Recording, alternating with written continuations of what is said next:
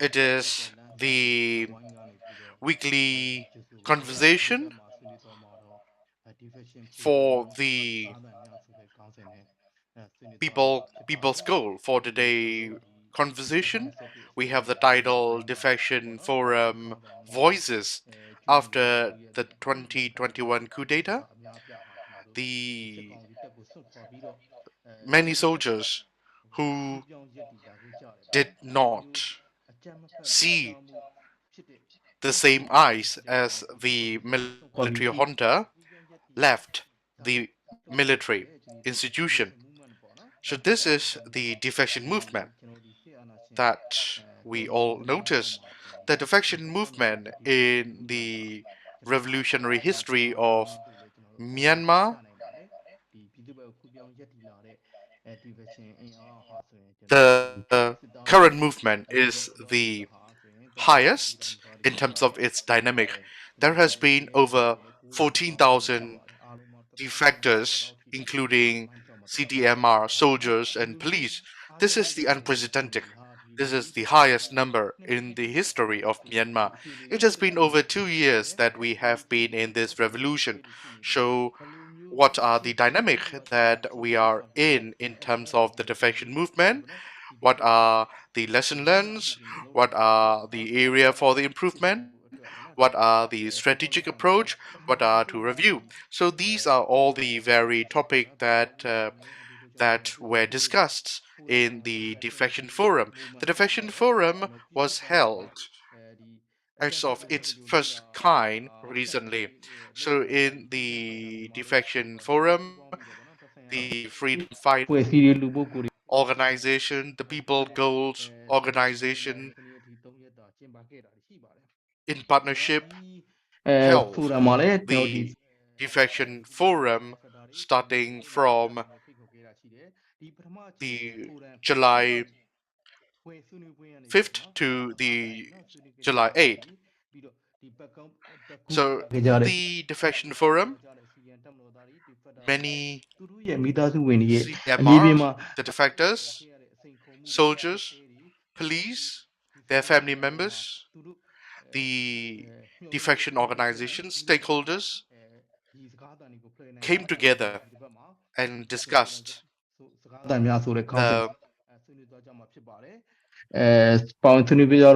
movement itself.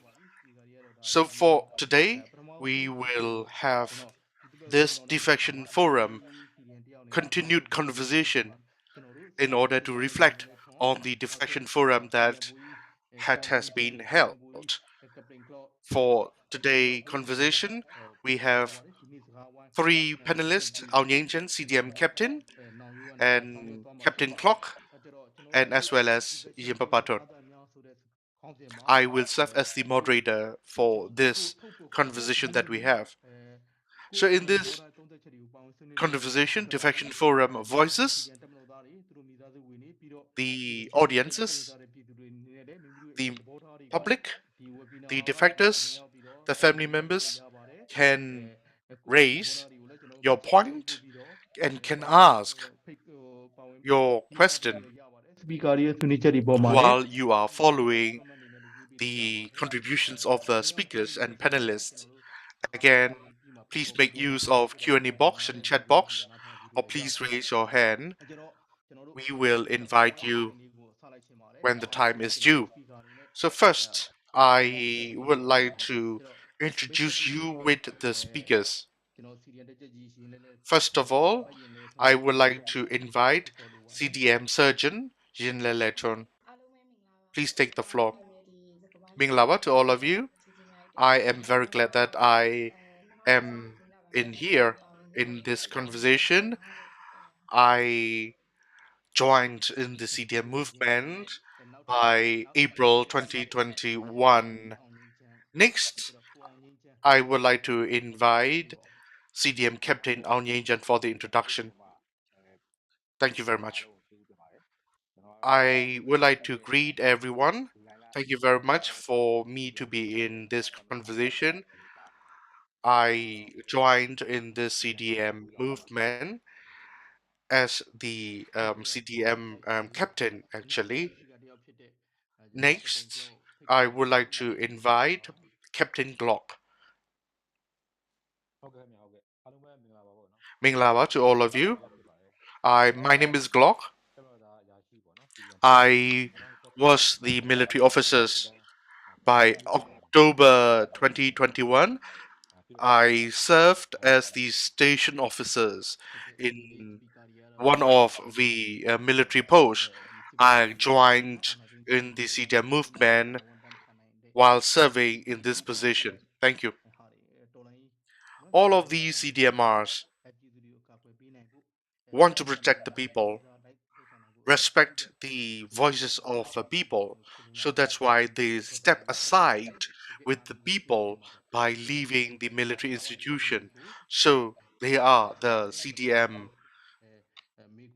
military officers. Thank you very much. I have a question to all three of you, if you will contribute after the question is introduced to you. The question is as such: you are now standing together with the public by leaving the military. It has been quite some time that you left the military institution. So, what is your current situation in this new site, in this new movement? Now, Ko Aung Yen, can you please share what is your experience being together with the people? Thank you. I joined in the CDM movement by 2021 July. I have a reason to stand together with the people. I do not want to get involved in the atrocity committed by the military to its own people. I do not want to be part of such kind of institution. So that's why I participate in the CDM movement. I haven't, well, I did not join any of the organization to defect, actually. I did not contact People's Goal. I did not contact Freedom's Fighter. And I just went to the ethnic control area with the information that I received from my friends. And I mean, they were saying that we will be killed by the ethnic armed organization, but which is not true.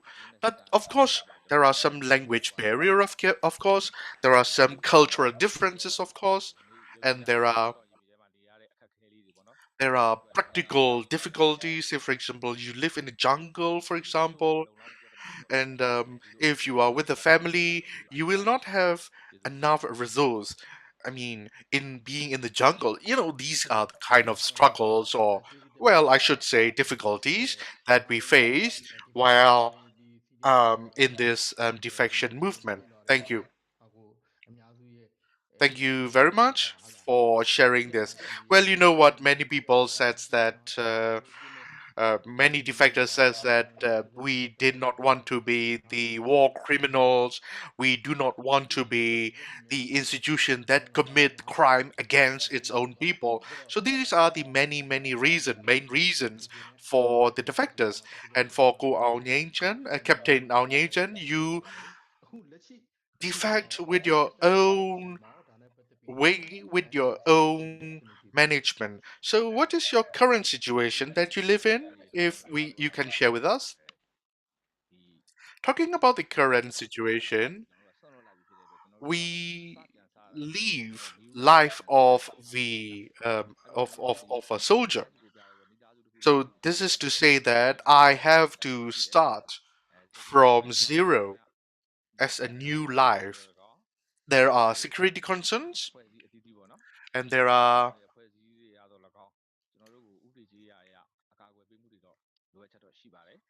I mean, protection concerns. I mean, at this moment, we are required to be protected by ethnic revolutionary organizations, and for we are required to be protected legally by the international communities as well.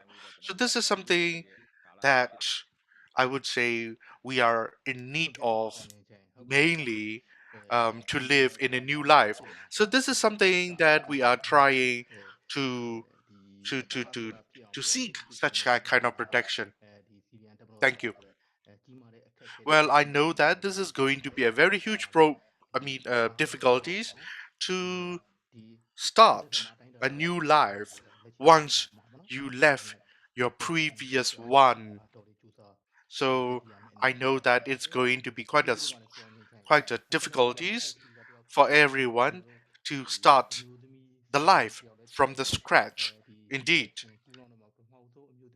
Next, I would like to invite Nyein. She is one of the first female CDMRs in this revolution, in this movement. Can you please share your experience to defect? Thank you. I joined in the defection movement by April. The kind got killed, got shot, and after that, many people got killed in front of everyone's eyes. And I did not like this kind of mentality, killing its own people. And I did not appreciate the mentalities and attitudes of my own colleagues as well. So that's why I left. And at the very beginning, there were information that the CDMRs, the soldier CDMRs, will be accepted by the ethnic revolutionary organization. So once I got this kind of information, I joined in this CDM movement, taking refuge in the ethnic revolutionary control area. We were before coup, we were in a very settled life. Everything is all in its own place. But now, in this defection movement, there are practical things that are not well settled. I mean, there are all the nitty gritties that are not readily available in place. Importantly, there are always military assault to the places in the places that we take refuge. So I had to run out of that place from time to time.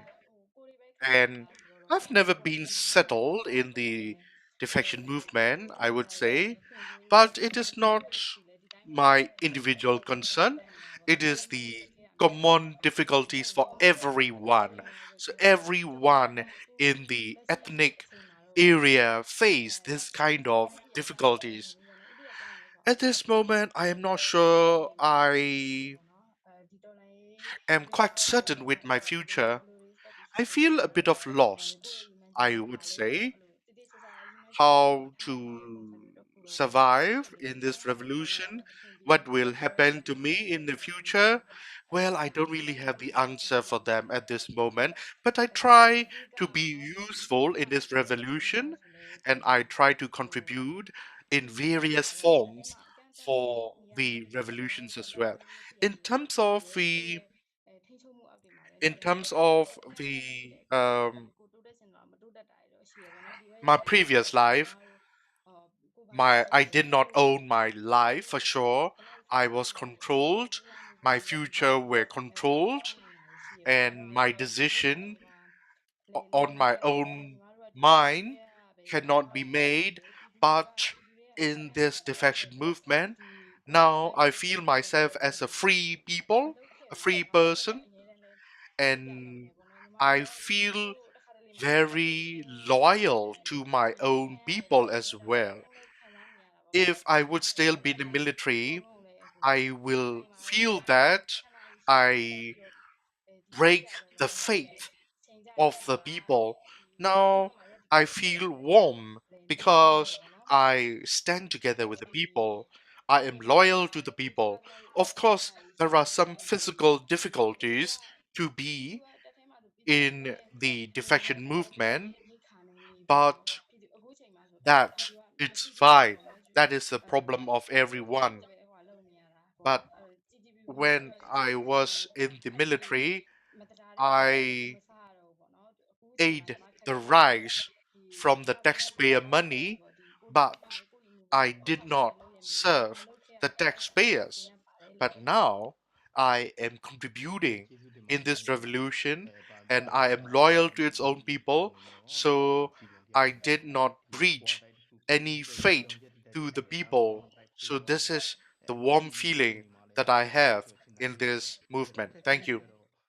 Thank you very much for sharing your thought. Yes, there are difficulties in living your own life in this very uncertain situation. But nevertheless, you are with the people. You are safe and sound in terms of your mentality, in terms of your value, in terms of your attitude.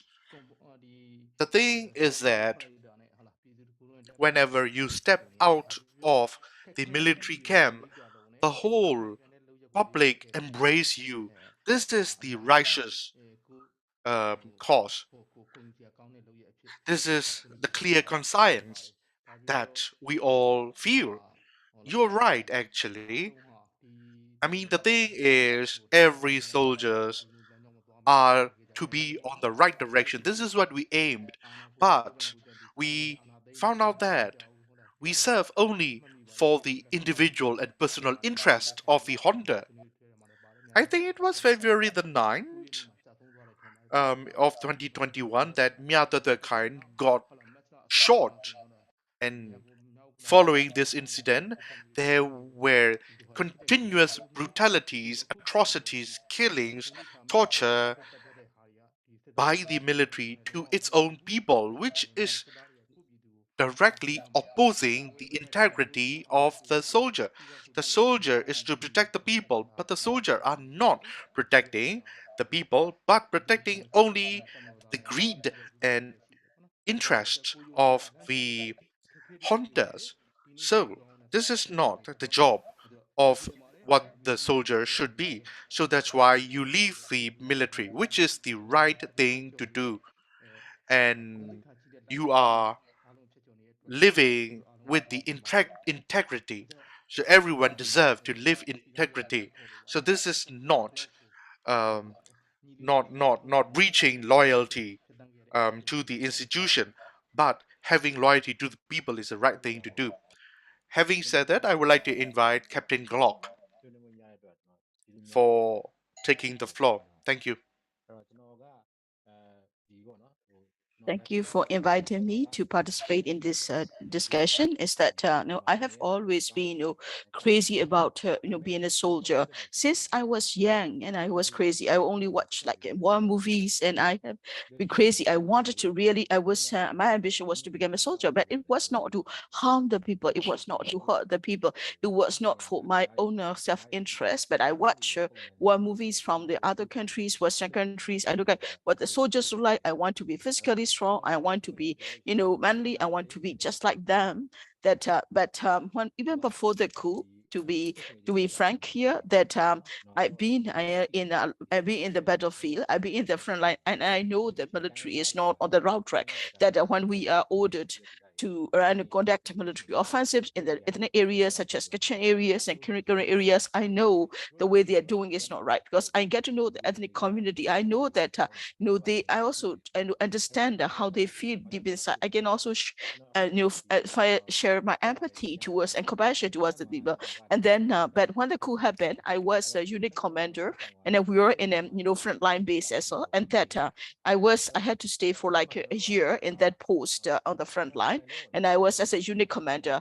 And that when I was when it was time for the election, and I voted for the NLD itself, because I value the freedom. And then how did the coup happen? The coup happened. I was really disappointed, because if the military, that the military do that as well. And I have done a lot of I have done a lot of mobilization in the area where I was mobilizing the police, I was mobilizing the local governance, I was also, building relationship. I was also helping with the local governance, and it was a it was a lot of good work I have done. And local communities also accept me. And the community started to, they started to do the demonstrations. I told the administrator, let them demonstrate because that's the will of the people. It is important to protect the will of the people. And that's why for me, maybe is that it still has value on it. And that that's why also to let me tell you the story about how I joined the defection movement, that I was serving as a unit commander, and that there was also another military base, a small base near me, where we have a senior officer as well. Even before the coup happened, I'm always mobilizing my that subordinate as well. That I'm trying to share them about the politics, and that we had like monthly dinners where I would talk to them about it. I would teach them, I'll ask them to read, and then if some of them are very illiterate, and if for those who are illiterate, I'll ask them to listen to the the literary talks and seminars, so they have better opinion, they have better knowledge. And then I encourage them to join the CDF movement. But what happened is I reach out to my commander that okay, the situation is happening. What do you do? He said that they are loyal to the military. He said no, we can't be disloyal to the military. And I was trying to mobilize him, and I can't do that. I was a unit commander, and there are also some forces, what we call we call it the 2IC, the 2ICs that had them. So in the 2IC, there are 4 officers there in my camp, in my base. I was the only officer as a unit commander. So my plan was, okay, reach out there. I do talk to the PDF and talk to the local forces, and then they also say that no worries about it. If something happens, they'll be here. They will be here to extract us. But they know that what I plan to do, I trust them, and they trust me, and I have built a trust meeting. So there are no concern with that. But what happened was that I started to I know that I was going to leave. I was when we have to change the unit, that will do that as well. And then before they called back, and then this mobile unit came to a station in our base camp. So it make it very difficult. So I cannot bring all my subordinates with me, and I have to leave. I cannot stay inside. I cannot stay in the military anymore. So that I left my base camps on that town 21. So just to share with you briefly about as other brothers and sisters have shared their experience. For me is that even before I joined the defection movement, I have already decided I'm going to be fully committed to the revolution. I'm going to be fighting against the military junta. That there are challenges and difficulty, but I don't think they are important for me. I have lived on the front lines. That when I have lived in the front line, where I'm living now, it's not for me. Is that it's a very totally different. We have different languages. We speak different languages. We have different cultures, different ethnicity, and different religion. But it doesn't matter. But there is warmth between us. They welcome us, so I don't feel discouraged. It gives us energy. It gives me that the power to be able to go on. That makes me my commitment stronger. As soon as I arrived in 2021 October, I arrived this liberated area. I started forming the local defense forces that I'm trying to be part of it. I was helping all the CDM police and military. I was also helping them with the organizing work as well. And also I'm also reaching out with the respective concern and organization, the NUG, to assist as much as I can. So these I'm also have some offers to assist as well.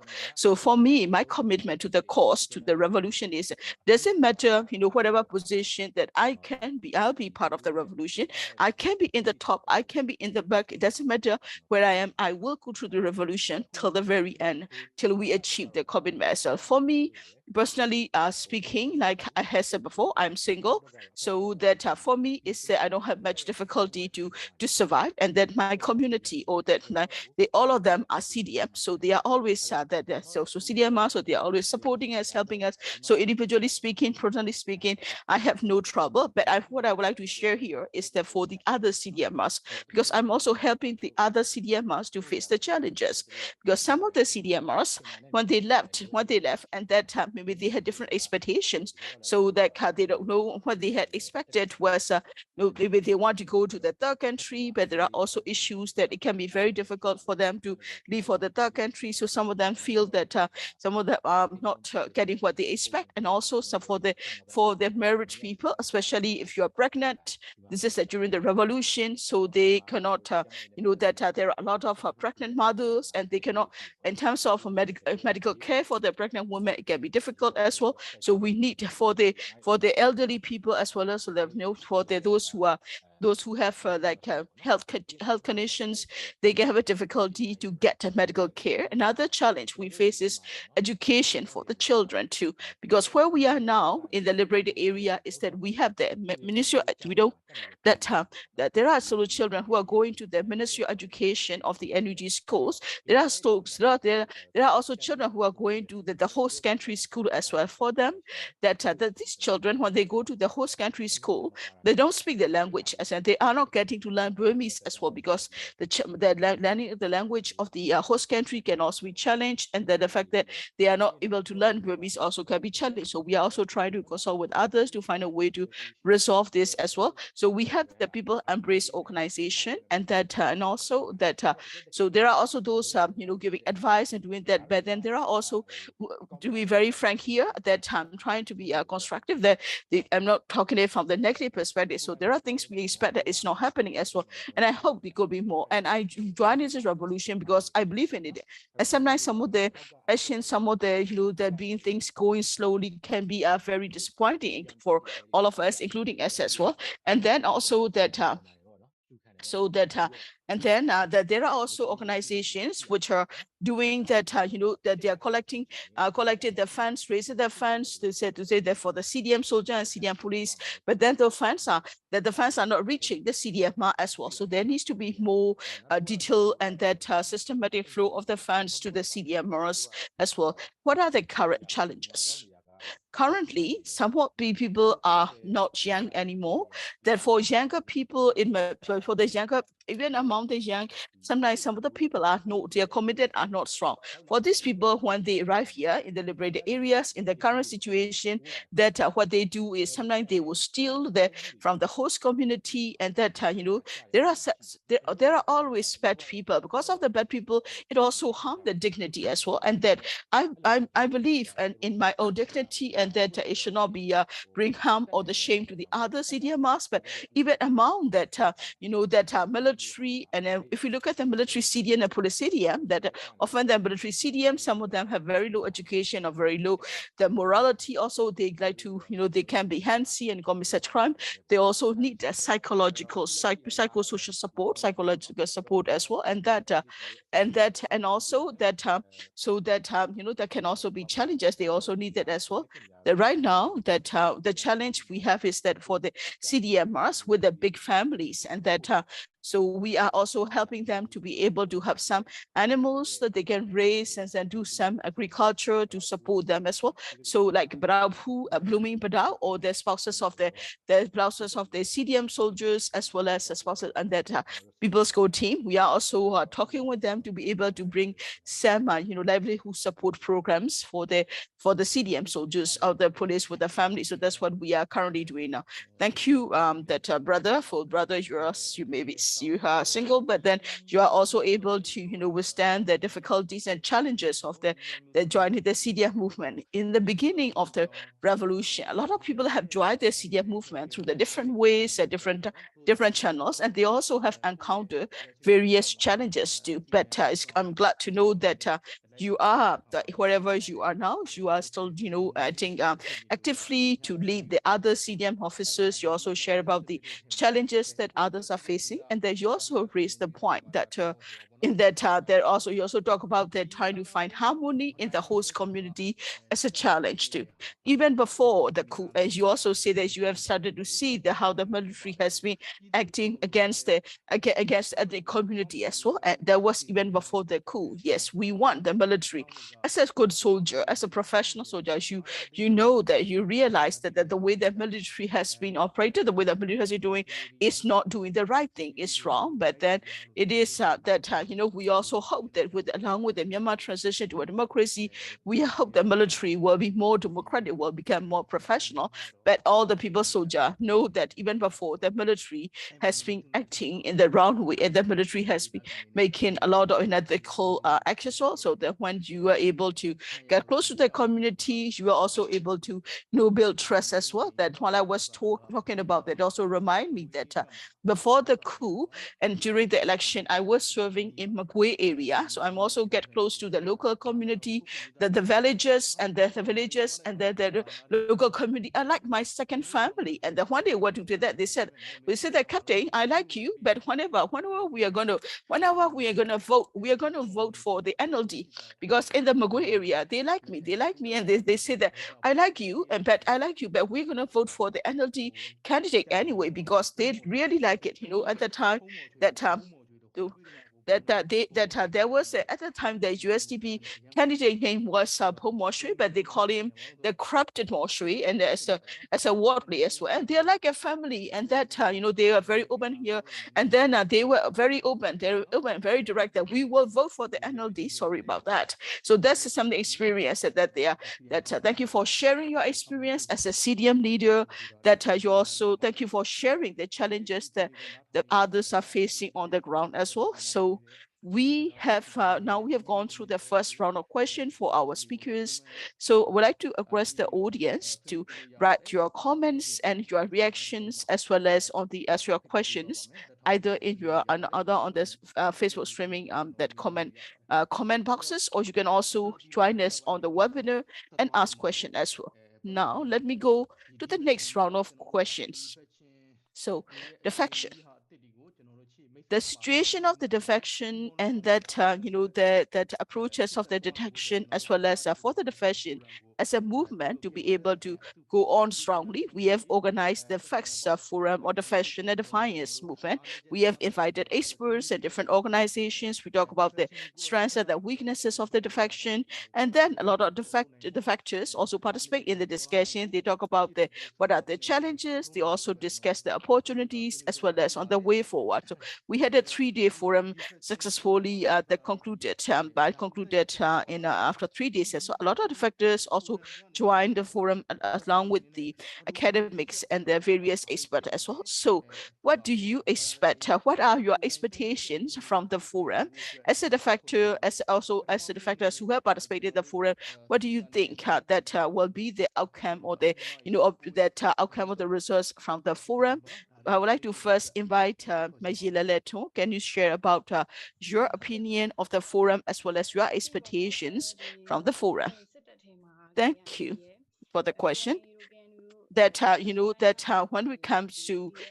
when it comes to the military, and that when we talk about the KIA or that the KIA or the KNU or that PDF, the military has been doing a targeted psychological warfare. They were in the military. They will say that, well, you see that they are killing them now. They are killing them. The CDM, they will do that differently according to the region as well, and that and they would every 3 or 4 times they would do that lot of propaganda and psychological warfare.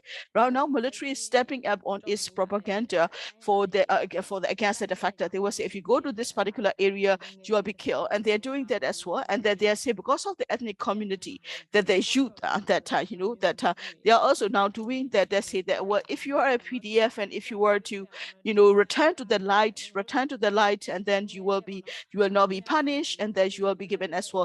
This revolution is coming from the youth, because the youth had a taste about the freedom, about the independence. They understand the value of the freedom. They don't want to go back under the military system, military regime. It was the motivation and the dynamism of the youth that has started this revolutionary movement. And this is something that ethnic community, ethnic leaders, and that NUG understand, and they are fulfilling it as well, because military has been doing a lot of religious propaganda. They are also trying trying to use the social and cultural differences as a propaganda to say that, well, this is not true, that whenever a soldier defect, and that they are also worried that even if a soldiers are tickling out and joining the defection, to go losing a one soldier is important for them. That when they were making threats, like for example, like if a soldier defect, then the family will be arrested and imprisoned. They're making a lot of threats as well. That in this forum, we get also a chance to listen not only the defectors, but also from the ethnic organizations as well. And that so they describe that the challenges the challenges that they face, and the number of men they have to use to be able to go and pick up a CDM soldier. It was a incredible experience to listen to, because this is also the challenge that I have also seen as well. They have to take a security risk to be able to save us, and then also the security risk they take in moving us for our own safety. This is what I have seen with my own eyes. But also in the forum, I also have learned about their will and their what they plan to do, and I also were also able to listen to the experts talk about the assessment as well. When I was living in the area, sometimes we are also asked to answer the survey questions. I've also seen them come and talk to us, or the interview, or do the assessment as well. And that so they in the ethnic areas they help. And then I was also through the exchange, I also would like to share to the others, the other brothers and sisters in arms, that no, they are not killing the defectors. They are keeping us safe. They are helping us to be able to change us. I also like to say thank you to the ethnic organization for receiving us, for hosting us, and in the assessments and the surveys they have collected, they also study our mindset and mentality. So it was not like a formal survey. They will come and talk to us, and then they will ask us questions to analyze us, to assess us as well, to assess our. Then they also, through this data, through the assessment, they also learn about the military as well, the military as a whole. So that's also that they are also they are really investing in this. I think they are also interested in that as well. That is something that we can also see that. And also that in this forum, we also have listened to the researchers and the finding, and that when I was listening to the about the researchers as well as on the what they have find, it also is very encouraging as well. And that for soldiers like us, and that I think they also talk about what kind of reform should we work on, that also open us eyes to what can be done for the defector, as well as like Captain Glock has just shared, that there are soldiers who when they defect, and then some of them they can also be some bad apples who will be doing bad things, and that will sort of like bring down the dignity or the backlash on the CDM as well. What happened in the Myanmar is that the soldiers have been given free rein to loot the villages and to steal, and then to do that because whenever they go into the military offensive, when a column is running into an ethnic village, they will loot, they will burn, they will take whatever they want. So now that when they are defecting, also some of them, their behavior or their mindset has not changed, and that through this action, through this discussion, we also notice that we need to change the mindset. We need to raise the awareness. And this is maybe this kind of bad helpers it's just one or two people, but however, it will also bring their action will reflect the CDF members as a soul. So we need to do that. When in the beginning, when I joined the CDF movement, there were trainings about the human rights, about the equality, what are the international humanitarian laws, and there were a lot of training. So I even have learned about the human right as well. And but then I think there was no such training in the military before, but now later on they try to do some training as well. But I think there should be more training to educate us, to raise awareness as well. And also that in the forum, that was organized is the first forum. So I think it's also for us the first step, the learning. But I hope that there will be more forum like this that will also be able to bring the bigger international organizations, and that so the international organization will also find ways they will have better understanding and insights about the defectors, and they'll be able to help them as well, because defection is essential to the revolution, especially that when you have to fight the enemy, and that these defectors in a way are crippling the pillars of the enemy. So whenever you are fighting the SAC, it is important to give them an outlet to the full soldiers. So there is opportunity for them to defend as well. I think through the contribution and support to this, support to the CDM, that because the faction is CDM, it's a non-violent movement. So in a way, supporting the faction as CDM also is that will also contribute to the non-violent as well. That there are also concerns that those whose hands are bloody will join, that who are part of the who are participating in the crimes will join in. But that even then they should be allowed to defect. But there should be, of course, there are ways to take them, hold them accountable as well, that for the crimes that they have committed. I think it's important that as well, like for example, like area bombardments where they are firing heavy guns from the airships, then they could be very useful as witnesses. They could have evidence and proof as well, and that because weaponry can be very expensive, that it can cost up to millions of dollars. But by supporting the defection systematically, by supporting and giving them an opportunity for assistance for the livelihood and to be able to have strong goals and objectives for the defectors, defection could be an important non-violent movement indeed.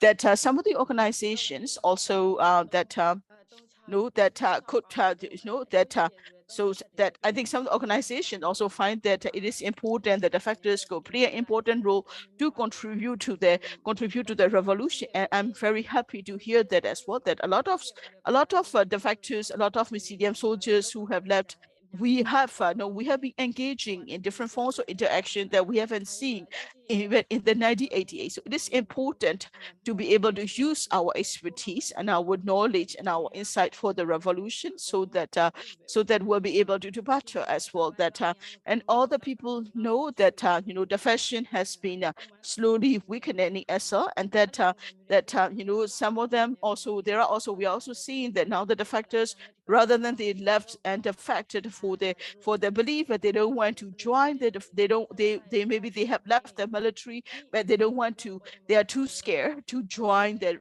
pro-democratic forces as well. Doesn't matter how they left or how they how they are struggling or how they survive. It is important that they leave and that we get the military. But however, the fashion movement also has slowed down a bit, and that in this that it is that because after the revolution there are a lot of things we have to do to build the nation as well, to rebuild the military. So and in the foreign I have listened a lot to the different roles that our the defectors can play as well, and the role of the military has changed dramatically with this revolution as well, and that it is also important that some of the people who are in the military, they are also waiting for a political, they are making for a major political tipping point, so to speak. But then it is also important not to use the wrong incentivization, wrong incense to make them leave them as well. That sometimes some of them, they are in some position where they don't have to do anything. So they are still, they wouldn't leave because I think they can still get away with it. They are not that they will not think about that leaving as well, because they know, because now some of them will say that, well, if I defect now, then I'll be in trouble. Have to live in difficulty. I don't want to do that as well. And whenever there are like those who want to defect as well, if they are women, we have to think twice before helping them defect as well. Like, can I help her find a job? Will I be able to find shelter for her? Will I be able to find support for her? If there is a systematic support system for the defectors, and there has been an assistance for the families of the defectors to be able to find job, to be able to get some training, some vocation, and then to be able to do that. There are many people who want to join the defection movement. If we can do that systematically, that would be great, because there are a lot of people who are very interested in defection, but there should be systematic support and assistance to them as well, because that will definitely weaken the military as an important pillar of manpower.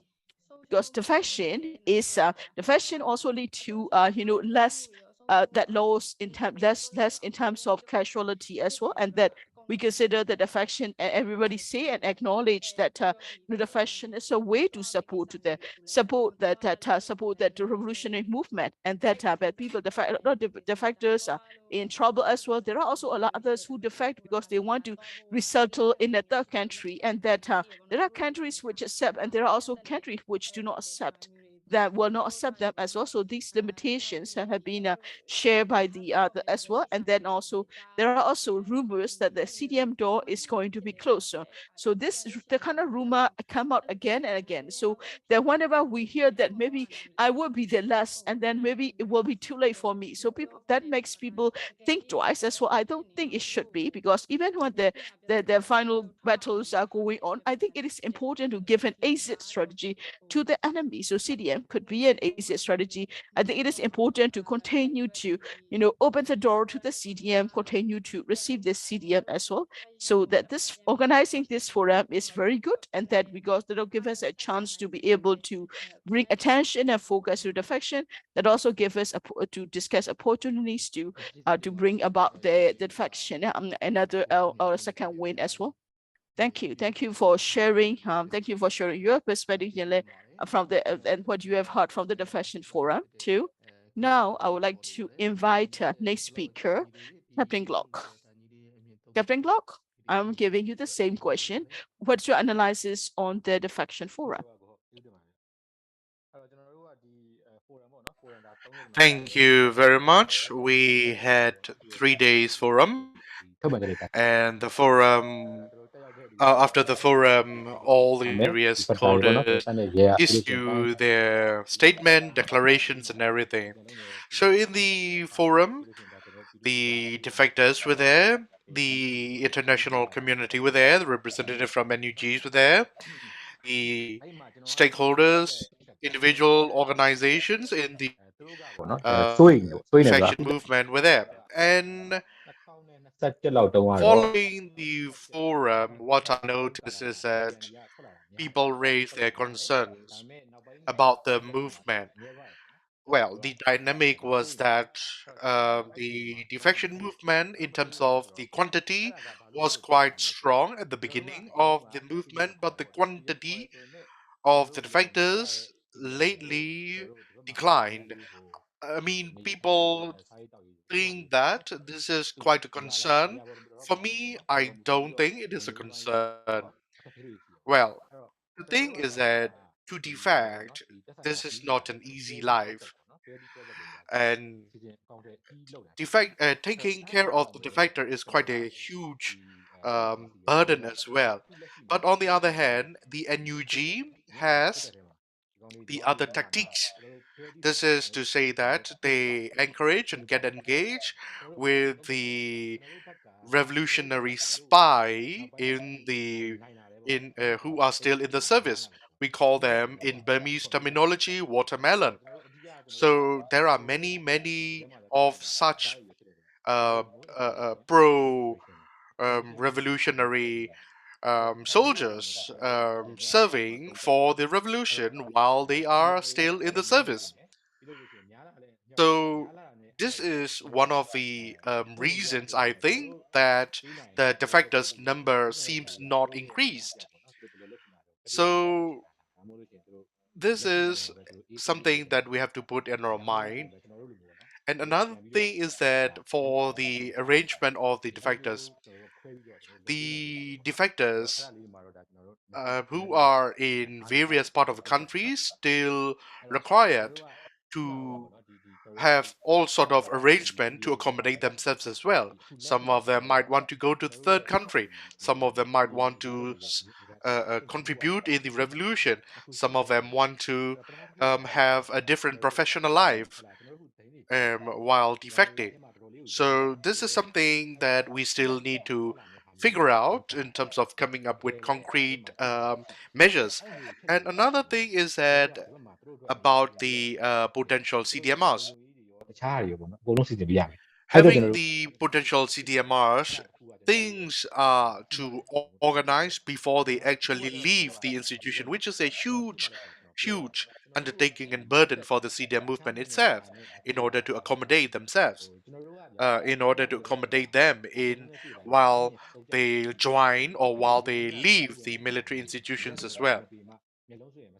And other thing is that in the military institution, we really need to realize that there are many soldiers that they are not necessarily meeting the professional requirement to be a soldier.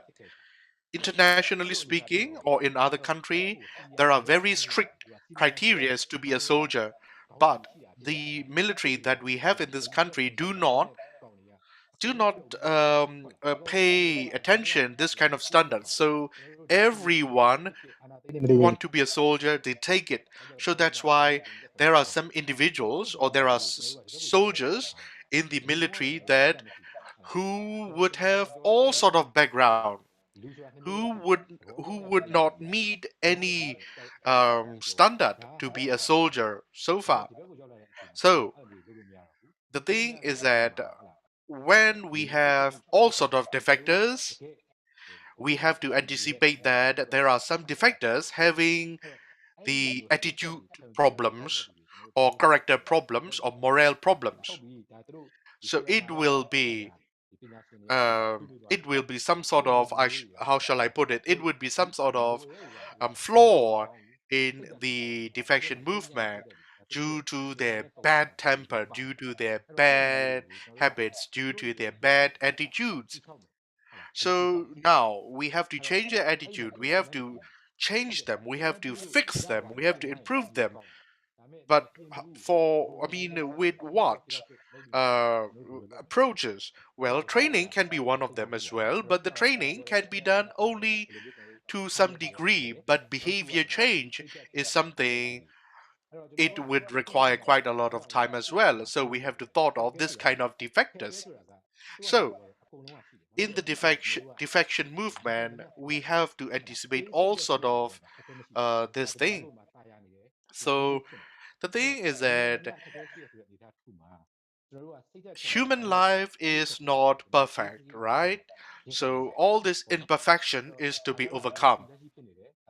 So only those who are abusing power will say that everything is all fine, everything is all perfect. But if, I mean, you are for sure, if you are a true human, then you have to realize your imperfection, you have to realize your difficulties, and all of these are to overcome with collective manner. So having difficulties is not a problem as long as we um, we could manage to network, as long as we could manage to collaborate to find the solution, it would be fine. Now I would also like to talk about ideological improvement. So this is quite a long thing, it is quite a heavy thing to work together actually, so that attitude would be better among the defectors, and the livelihood skills capacity improvement shall be followed as well. And one of the speaker in the forum mentioned this: the civilian military relation is to be built already now with the defectors, so that in the future federal democratic country, so that in the future um, federal military, there will be standard, there will be professional soldiers and professional military. So we definitely need to work together. We have to have the coordinated, synchronized approach and activities and engagement among all the stakeholders, such as blooming but out organization, people goals, and everything would have to work together, including NUG, in order to build a future standard professional military and the country. And another thing that I would like to talk about is that international community definitely are interested in the CDN movement, and they had all sort of research.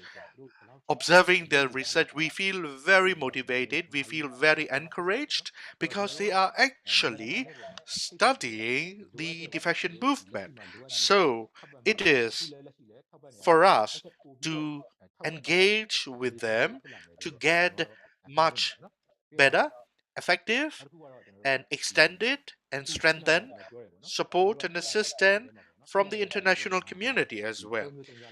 There are three profiles of the defectors, I would say. One with their own commitment, second, because of the pressure, and third, those who want to go to the third country. So for the second and for the third profiles, well, I will not talk about them for the time being, but for the first profile with their own commitment to defect. So this kind of profile, this kind of uh, uh, uh, this kind of defectors would definitely need to be utilized by the NUG, by the stakeholders, so that they would be able to contribute technically, and and they would be able to help with all their capacity in order to um, mobilize, or in order to organize more potential defectors. I think this will be the impact and results of the forum that we have had. သူတို့ကလည်းပြောသွားတယ် In that forum, the top leaders of the ethnic revolutionary organization joined in, and they share their realities, and they share their belief that this is the revolution that shall win for sure. And another thing is that there are stakeholders abusing the deflection movement for their financial gain as well. So after this forum, we should need to come up with all sort of efforts in order to mitigate their that kind of stakeholders with the better engagement, with a better network, with a better collaboration. I hope that we will have all the right stakeholder with right people would be able to do the right work and right activities. And the uh, uh, uh, Chinese scholar once said that it is not the actual victory to win over 100 battlefields. The actual victory is really to understand your enemy. So that Chinese scholar once said that past 1,000 years ago. So I think that the defection forum really is in the right direction, really to understand the enemy. Indeed. Thank you very much. Thank you very much for your contribution. Now, I would like to invite Gong Yang in order to share your opinion for this same question. Thank you. First of all, well, Gong Yang, I have the impression that your audio is not very audible enough. Well, let me fix it. First of all, I would like to request to everyone, domestically, internationally, we are talking about difficulties in the forum. We are talking about difficulties now. We are not. Um, we are not. We are not actually making a claim. We are not actually complaining. We are not talking about our rights. We are not talking about our entitlement. We are just talking about that, the reality. In order to find the solution, one must realize the realities. So that is the very reason we talked about all our difficulties. The forum was held in which we have individuals, experts, organizations um, joining domestically, internationally. Ethnic ethnic revolutionary organizations were there as well. We even discussed that if the defection movement is in need of or not in this revolution. So there is this unanimous discussion that the defection movement, it's very critical, one of the movements that would remove the military junta. So the CDM movement is something required to be continued. So with this unanimous agreement and contribution,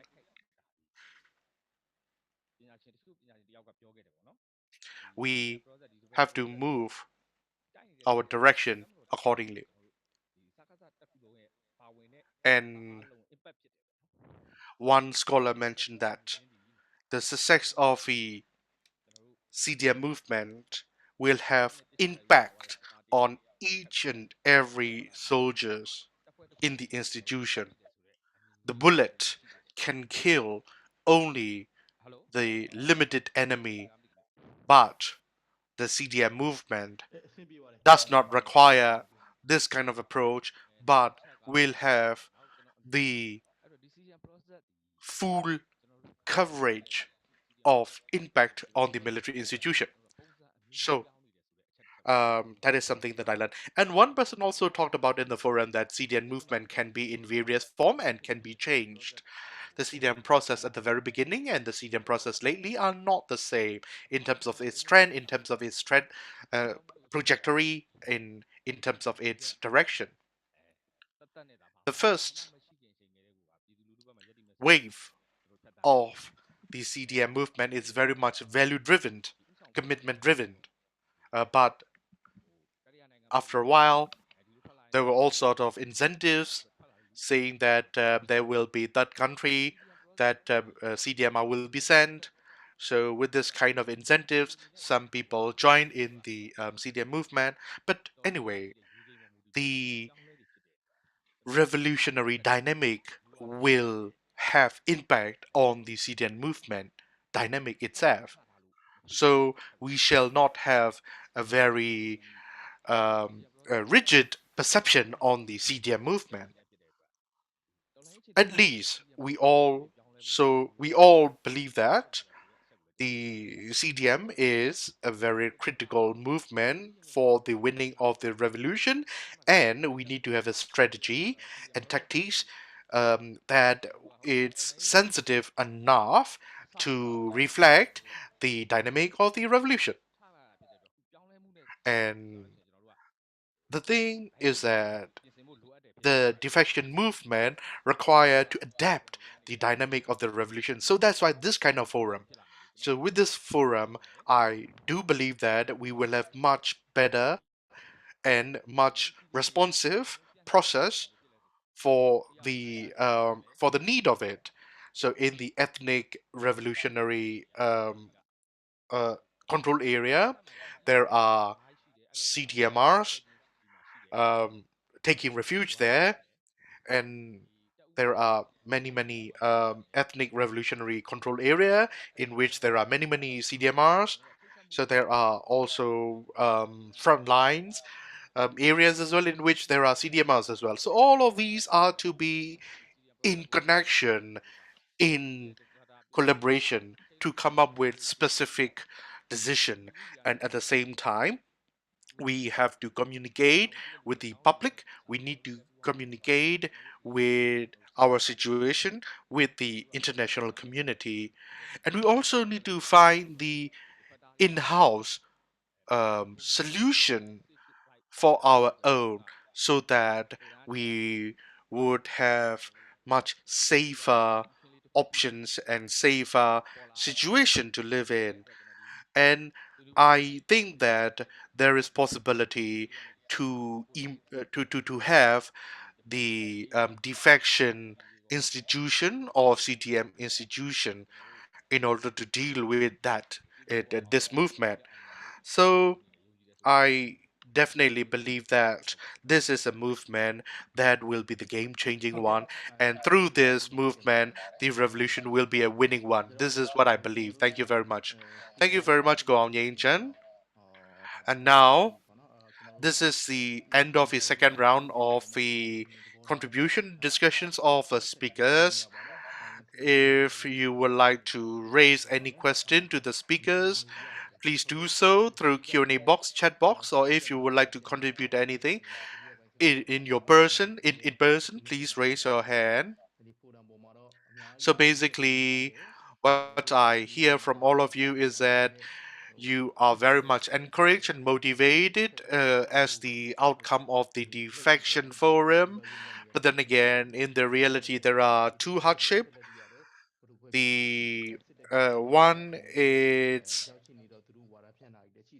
about the physical hardship. This physical hardship is the information that is used as the propaganda material for the military Honda, for the soldier not to defect, which is something to take note of as well.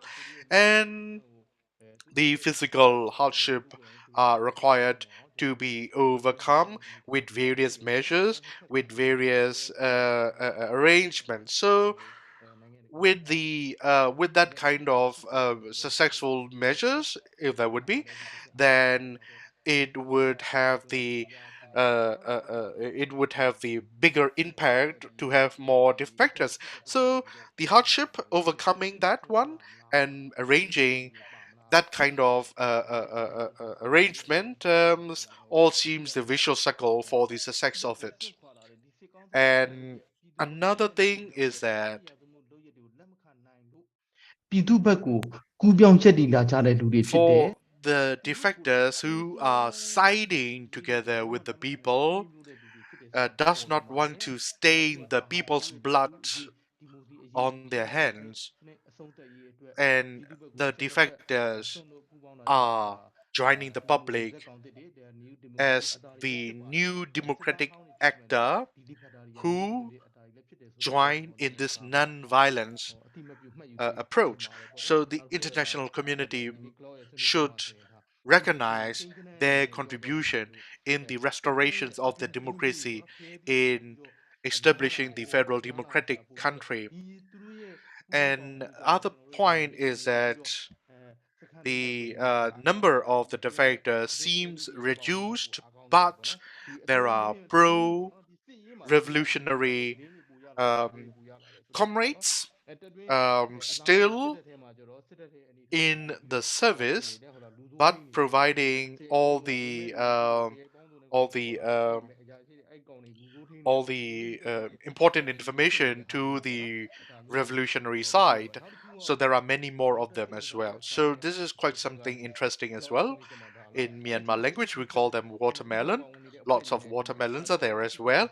And you also mentioned that if we have everyone joining the defection movement, then it will and we will end up having all sort of personalities, all sort of profiles. We may also have bad people, bad soldiers in the defectors as well, which is not an ideal, of course. And another point that I find it very interesting is the information from the international community. International community worried that in the defector there might be some blood stained perpetrators. They are worried about that, which is understandable. But the defectors will know what was going on, and that is one thing. And another thing is that for the future security sector reform preparation, we as the defector are the only people who know what went wrong, what required to be fixed. So this is something that everyone need to realize that as well. And in defection, in the defection movement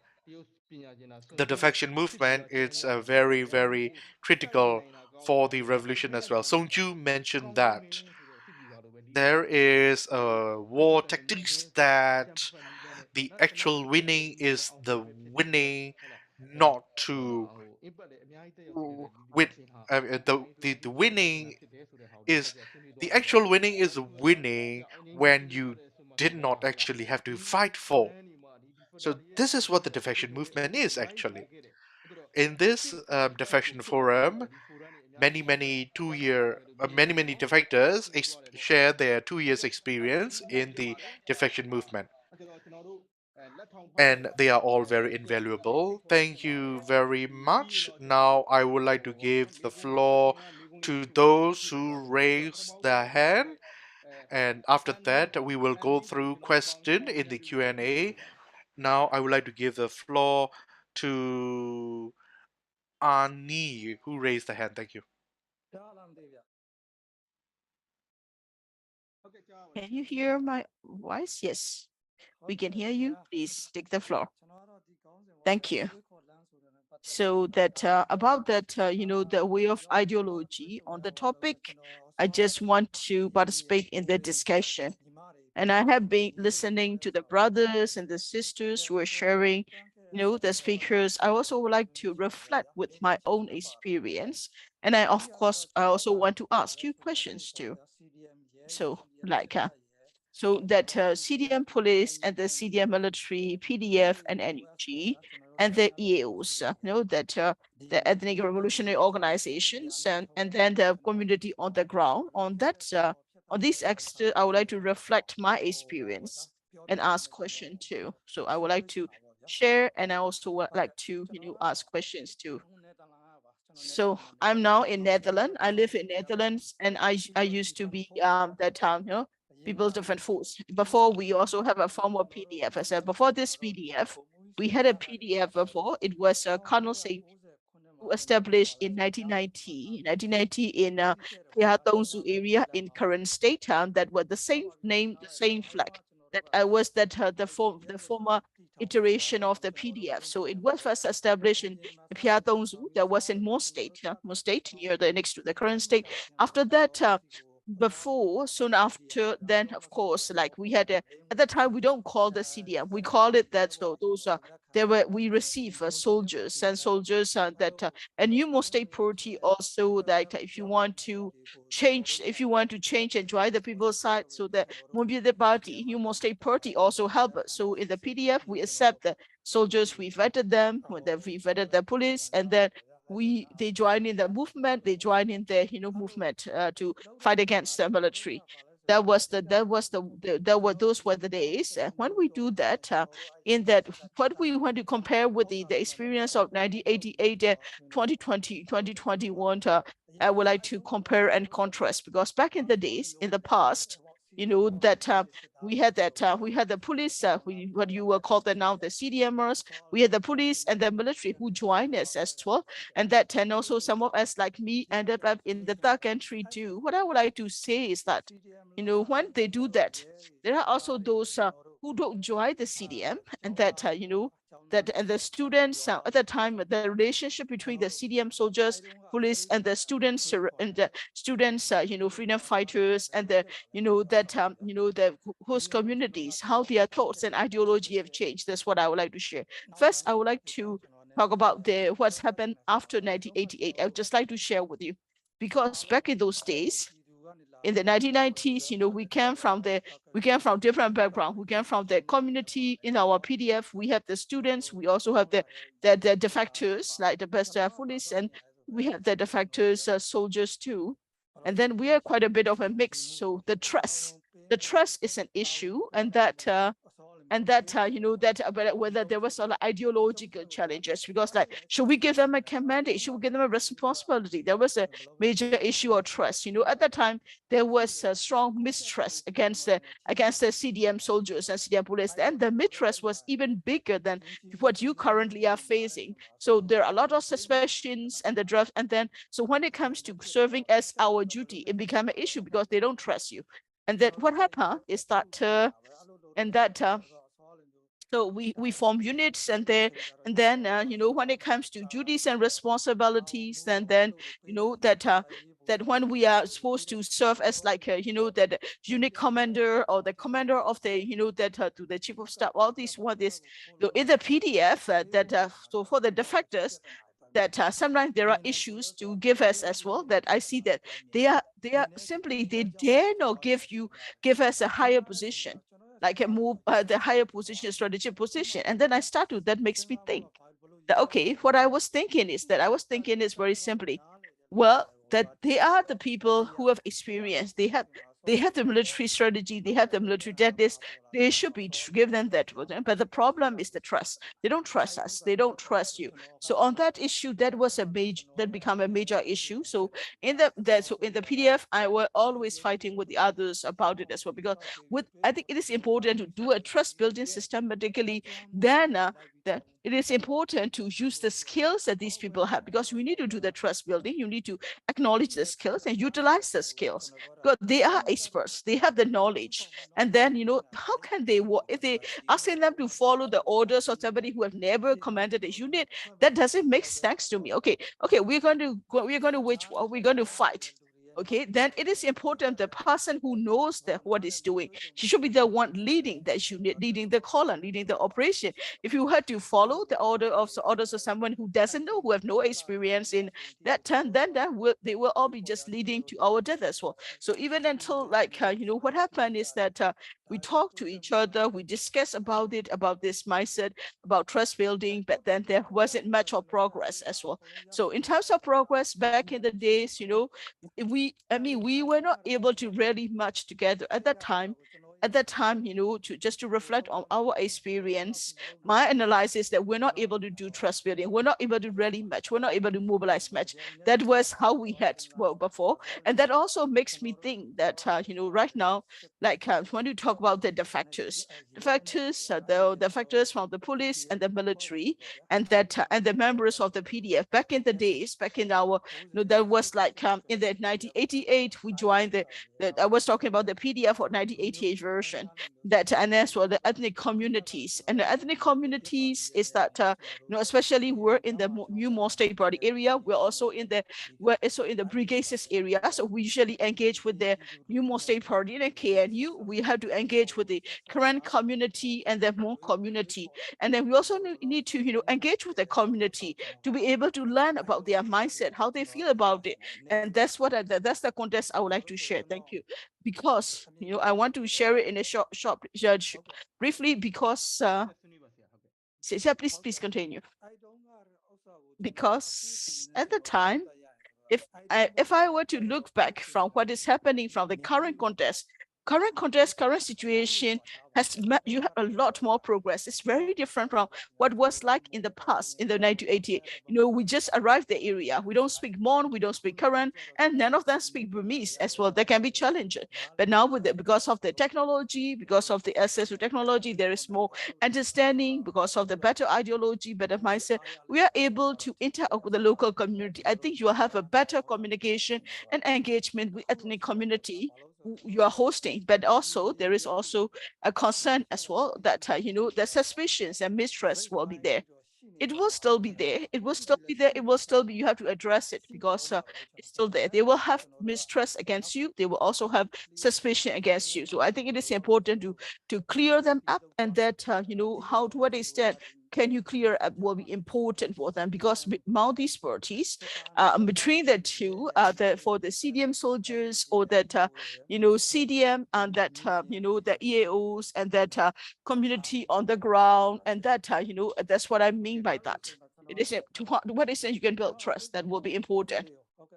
So I want to share one more experience. Can you summarize, please? Okay, I'll try. So the mistrust is an issue. It can be it can become a major issue.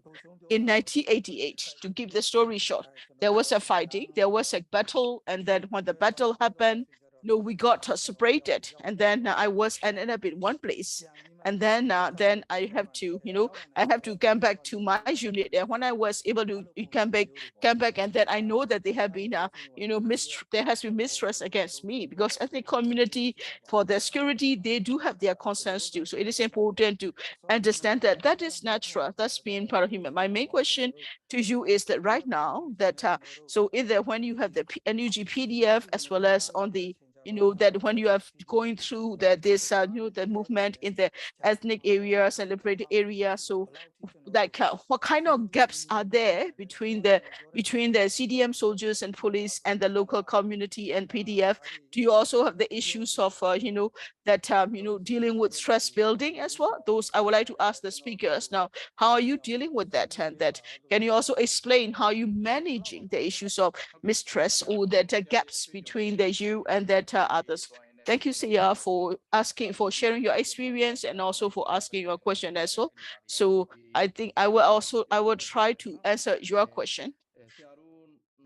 So back in the days that you had the experience, and also in 2021, we can see that there is a extent of mistrust and suspicion, because with the better social media communication platforms that were able to address the issue to an extent, and to an extent we're also able to build trust as well, that we're able to build trust among the different communities who are also able to address the challenges. So if we are there at the satisfactory level, no, we are not at the satisfactory level.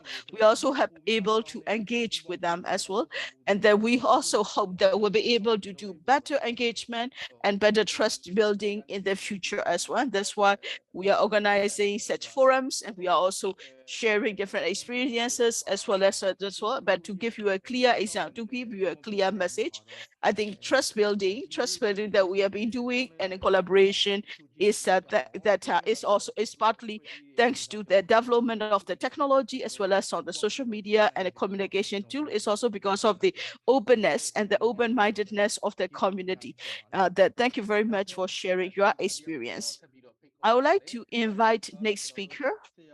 This time, I would like to invite Diane Paulis. You have raised your hand, Diane Paulis. Thank you. So thank you to the comrades and the brothers and sisters who have attended this webinar as well.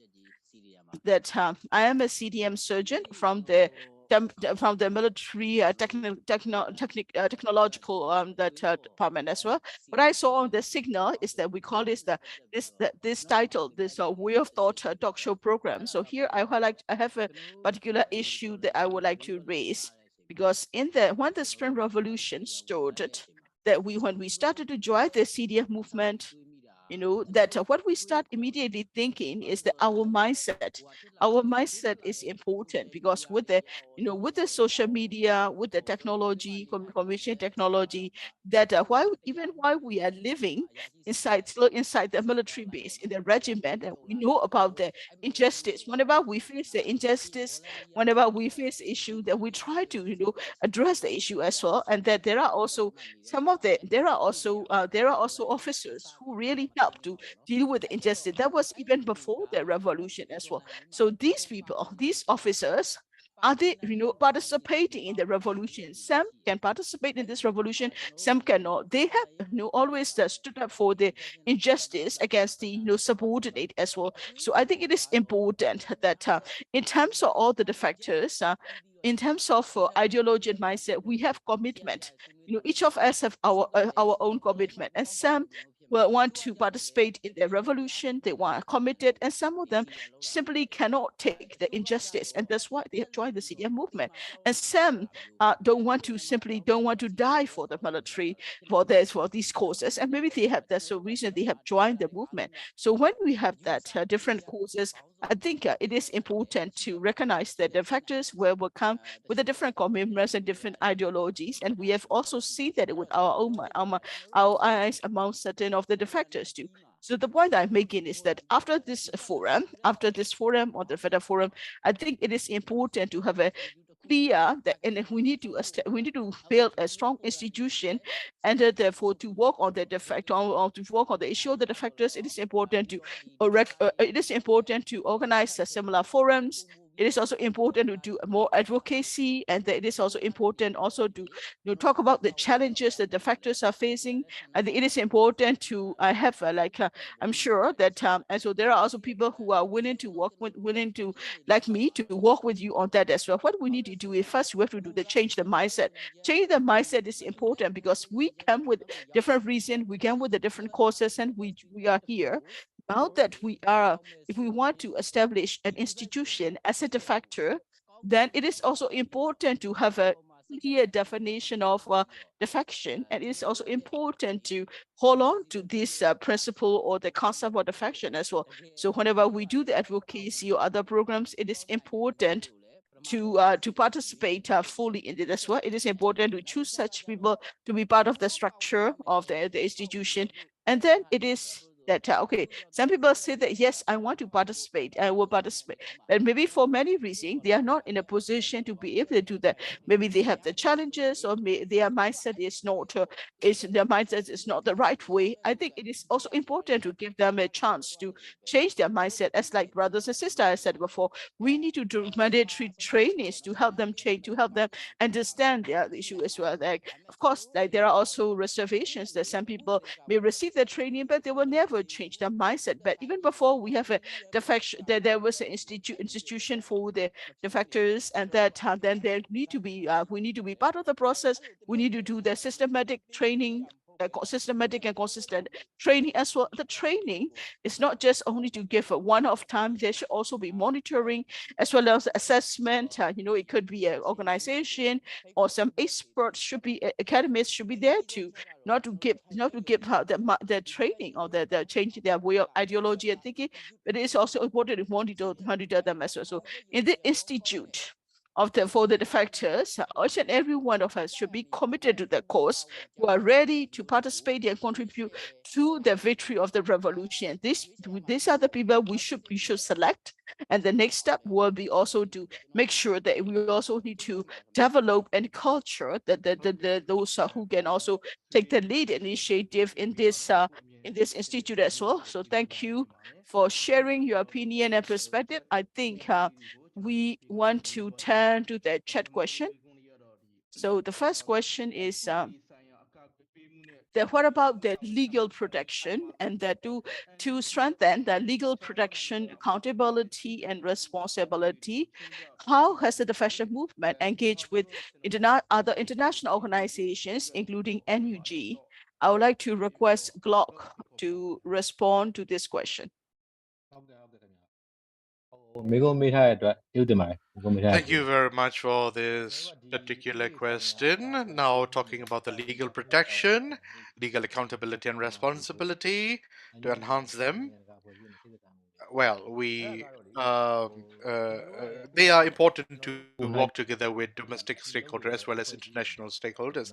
Well, at this moment, I do not directly engage in this kind of activity, but what I can say is that in this defection movement, just to give you an example, we have this particular tragic incident.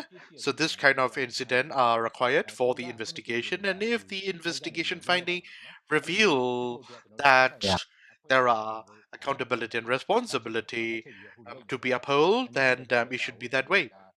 And UG is working on it, and all the relevant stakeholders are working on them in order to find the justice, in order to have the proper accountability and responsibility. So these kind of situation is ongoing. Well, in terms of the international community role in it, well, after the forum, we will definitely work with the international community. CDM police, CDM soldiers are important to be protected for the future justice process. Well, when I mean that, when it comes to the legal protection, legal လုပ်မယ်လုပ်လို့ရှိရင်ဒါဟို protection တာဝန် does not mean the blanket protection for ဘက်ကိုထွက်လာ everyone. တဲ့သူတွေအကုန်လုံးက So အခုလက်ရှိ basically, တာဝန်ယူထားတဲ့ when there is the a real reason for the protection to be implemented, then it should be that. So, but otherwise, the accountability and responsibility mechanism is to be pursued for those who are go through this kind of processes. So this is ပြီးသွား what တယ်တော်လေ it's နောက်ထပ်မေး to ခွန်းတစ်ခုပေါ့ happen, and what we are trying to have this kind of situation happened.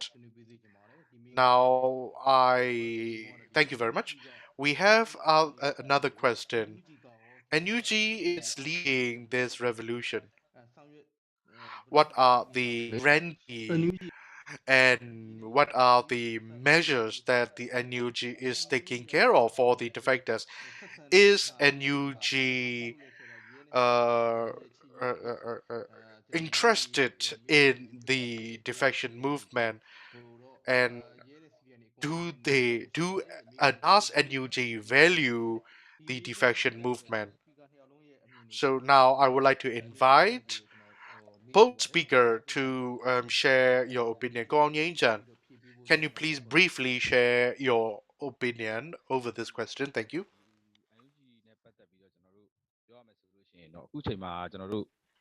Talking about NUG, NUG is at the front line of the revolution. We see them as it is.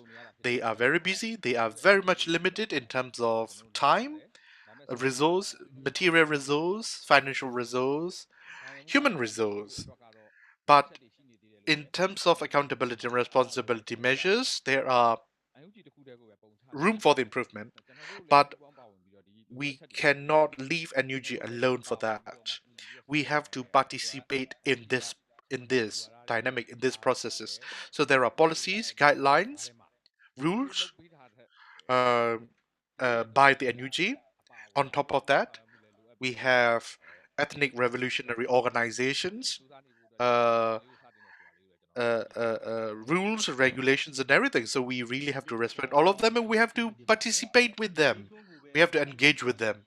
So this is what I believe. Now, Nyein Lele, can you please share your response on this question? NUG, politically speaking,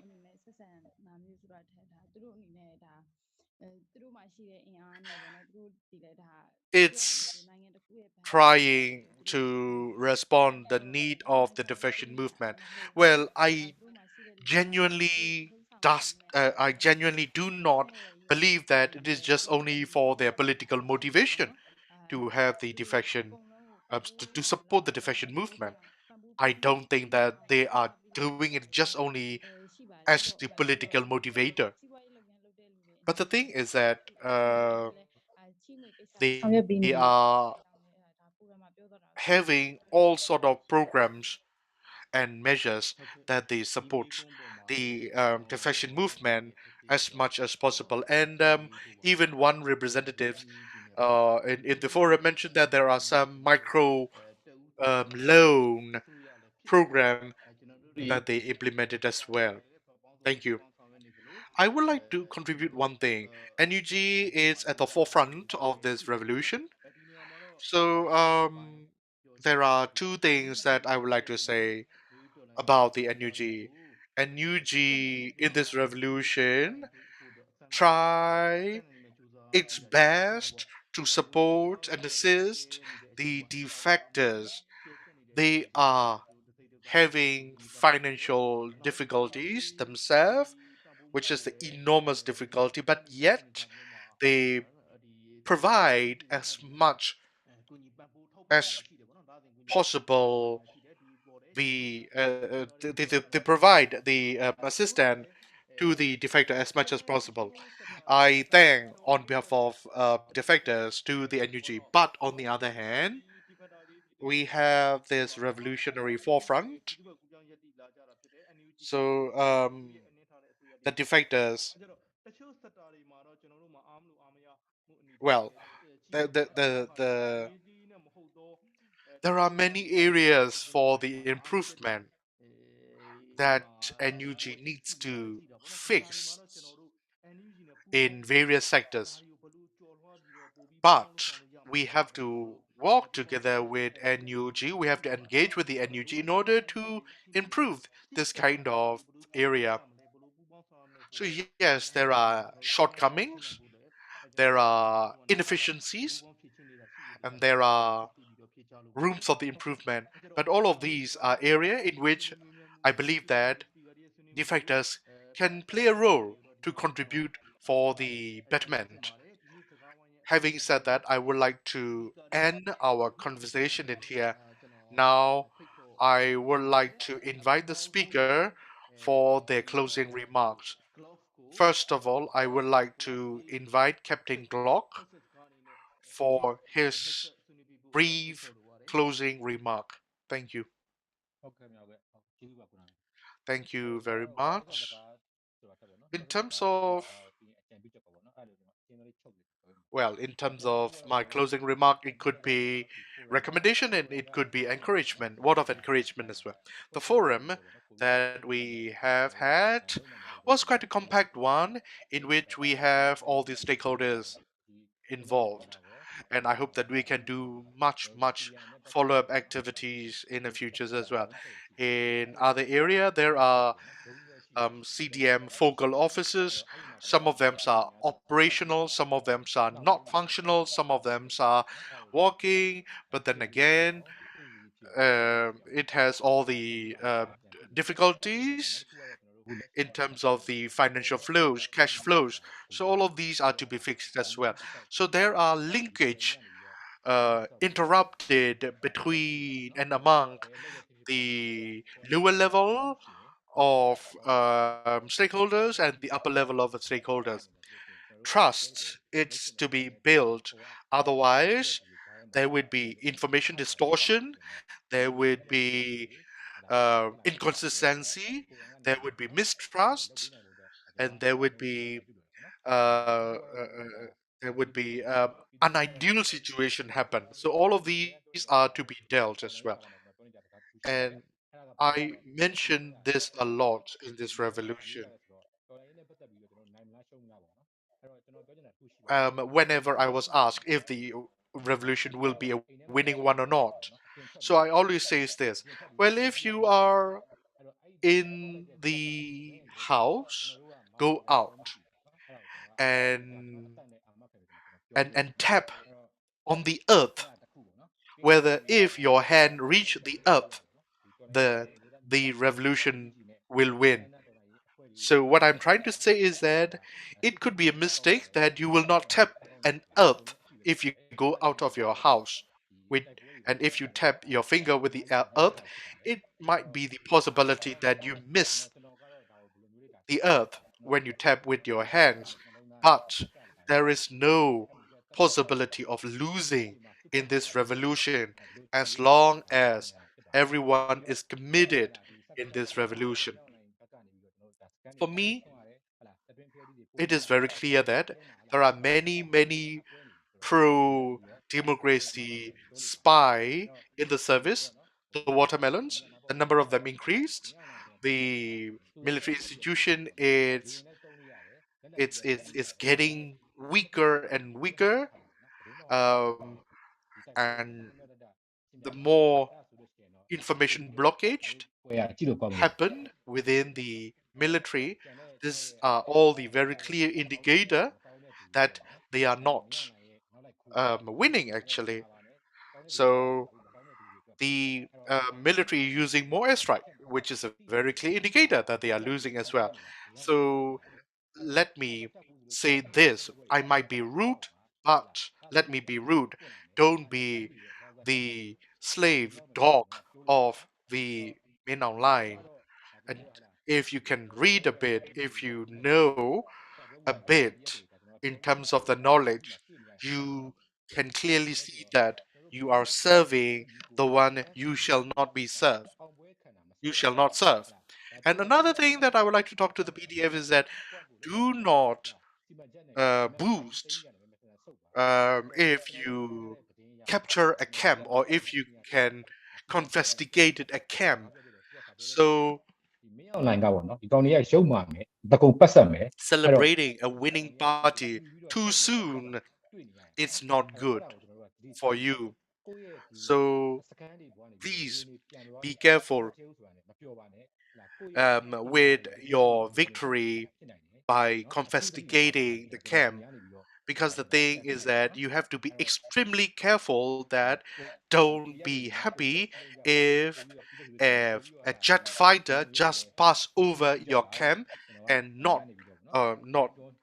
not having airstrike, then it is not a good indicator. It could be the case that they are collecting all the intelligence in order to shell bomb later on. Please be extremely careful about that. Now I would like to invite Htun for your closing remark. Thank you. Thank you very much for your attendance up to the very end of this conversation.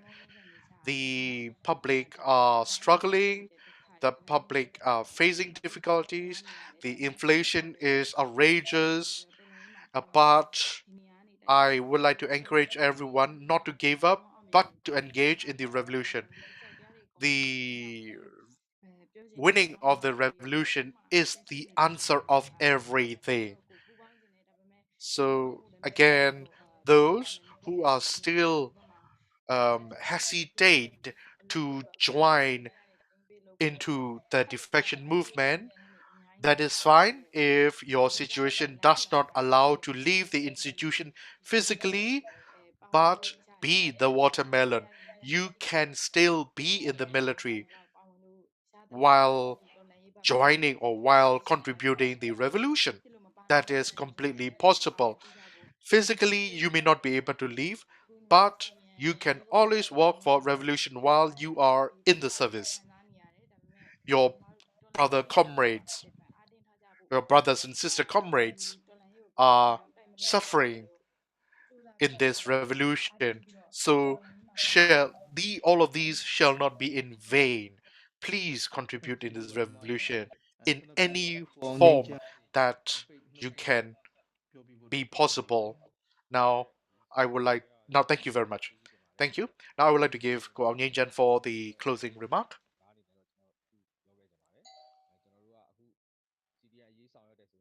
Thank you. Thank you for the opportunity to share that closing remarks. That when we work on the, defectors or the CDM, I think it is also important that it is important to be part of the revolution, because we have a armed resistance, and with the armed resistance going on, I think it is important for all of us to engage with us as well, with the NUG, with the PDF, with the defense forces.